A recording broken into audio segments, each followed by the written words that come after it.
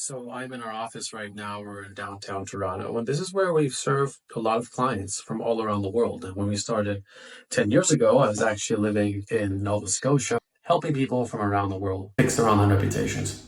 Now, I just wanted to give you a little tour of it's a small space, right? We've served B2C clients for a number of years. We're moving more into enterprise clients working in reputation management. It made us think, hey, we need an ethical framework for working with an online reputation. And so there's a few things I just want to mention to you. In this course section, you can actually delve into some of the ethics that we've built. And we built our own code of conduct on the website, which I will link you to as well.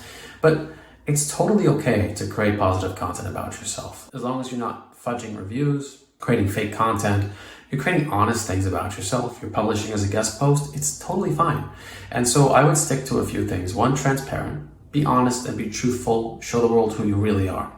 Number two, respect privacy and confidentiality. Don't add photos of anybody that you don't know or that you don't have sign-offs for, or family members who have not consented to be in your online content, building your positive presence. Next thing is legal compliance. Make sure you adhere to all laws.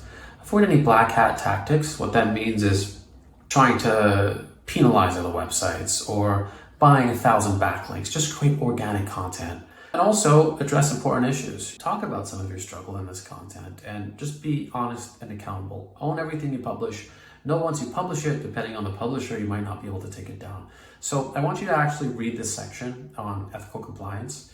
Eventually we will have quizzes and meetings in this course. So I'd like you to actually understand the ethics and build your own ethical framework. Now, the American Public Relations Association actually does have a framework for ethics. Reputation management is so individual that it doesn't quite exist in the official sense, which is, again, as I mentioned, why we pioneered our own. So let me know.